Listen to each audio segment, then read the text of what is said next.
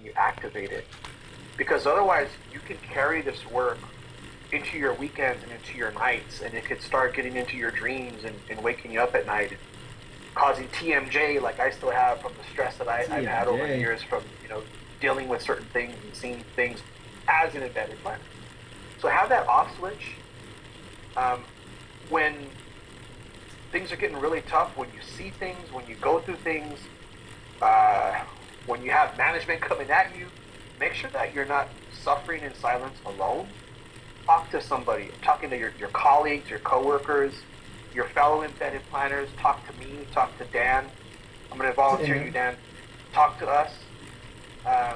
All of us have gone through this before. And definitely, just please don't suffer in silence. This is a lot of heavy work. It's very much like social work and community organizing, where you can take on a lot of that stress and it could just start to eat away at you. So make sure you have that outlet. And if you start to feel it's too much, you got to talk to somebody. You have a community of learners and fellow embedded planners here, and you have us that have been doing the work. I think it's really important just to you got to have that balance. And there might be a point where you say, maybe embedded planning is not today. And it doesn't mean that you've given up on the idea, but instead today is a day in the office, right? That's entirely okay. This doesn't have to be a 24/7 endeavor. So we need to strike that balance and make sure that we're taking care of ourselves, so that we don't try to do such great work that we burn ourselves out and then quit this whole movement entirely. So I think in a word, it's about self-care. It's really taking care of yourself and saying and recognizing when it's that time to put a pause, to talk to somebody, to say maybe another day. Tayshawn. I know you said that embedded planning primarily happens in larger cities like Boston or Fort Wayne. How would you recommend that an embedded planner go in a city maybe 10, 20,000 people that might be less susceptible to change or anything that? Yeah, good question. So if you're the planner for that jurisdiction, it's probably, this goes back to the question about Sri Lanka. I think it still is really key to go to the street level and go to the people. That can be done either on or off duty. The off duty one is a choice to be made, because I totally understand that's a labor issue. If one does not want to do kind of unpaid off-duty labor, I get it. So if that's a practical limit, or if you just you just don't want to get in trouble, then try to do everything that you can to do this on the clock.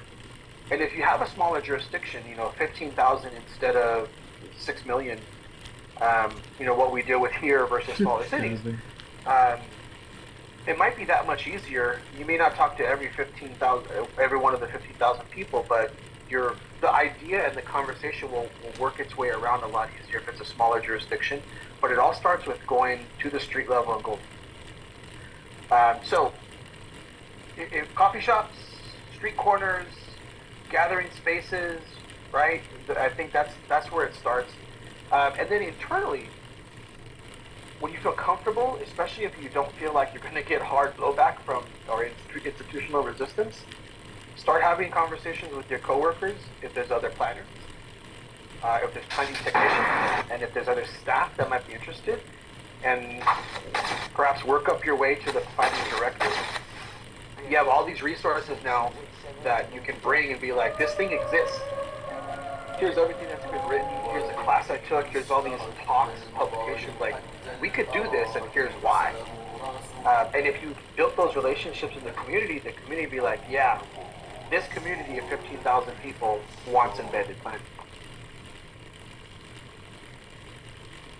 I think you can still do that in the city of 6 million, but it's a lot easier at the smaller scale. Well, I want to make sure we respect everybody's time, especially yours, Jonathan's. I don't know if there's...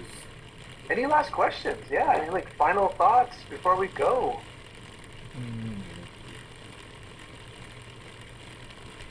I I sort of have one. Oh my god, fucking. Where did you used to teach? Did you teach No, in a shut the professor bitch role? ass up. Yes, I did. I taught for 4 years at Cal Poly Pomona. The formal name is Damn. California State Polytechnic at Pomona, so it's our state university system. And that's just a clunky name, so we call it Cal Poly Pomona. It's one of the oldest urban planning programs in California. I taught there as an adjunct professor part-time for 4 years, taught 6 different classes in the undergrad and graduate program. And I just stopped last year for work-life balance. Work-life balance, folks. I just was like, I can't keep doing this because it was almost like a full-time job. And I love my students, but I had to strike a balance. So that was one university. And then I also taught briefly at Pitzer College. Pitzer College is a really small liberal arts school here on the eastern edge of LA County. Part of what's called the Claremont Colleges. It's 5 universities, all linked. It's a private university system, kind of like USC. So they have an environmental analysis department, and it's not urban planning, but it's similar. And they brought me in. I only taught 1 semester though, because again, work-life balance. So I'm taking some time off right now, but one thing on that note that I'd like to do is come back to the university in the near future and develop an embedded planning course like this one. So Sure. all of y'all are the test case. Oh my god. I was wondering if you had any advice of like what types of master's programs to pursue for people that are interested in urban planning, because like I see there's like guidelines that show like the rankings of like best urban planning programs, but it's just like I don't really want to leave the Midwest, so I'm not going to go to urban planning school in California. Yeah, I wouldn't. Bitch, who the Those fuck rankings, would I mean, you they're go fun. in? I'm Hand glad off your your Kelly taxes is ranked number to an 1 because that's expert my alma in your mater, makes me neighborhood. proud, all Yeah. that. But the truth is, they don't mean anything. It's like it's a popularity contest. So disregard the ranking. The real thing that you should think about is what program is it? So if you're interested in urban planning proper, I do highly recommend an accredited urban planning master's degree.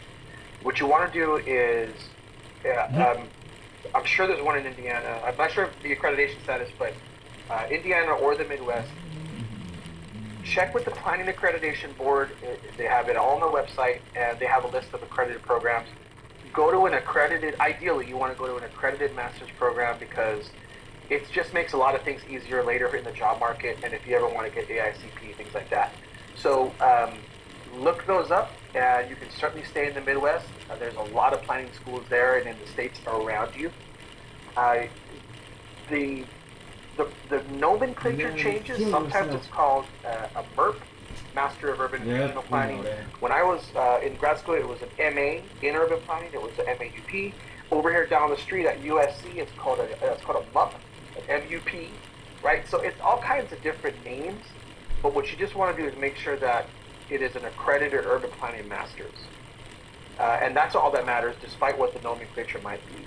There's other parallel degrees like a Master in Public Administration, Master in Geography.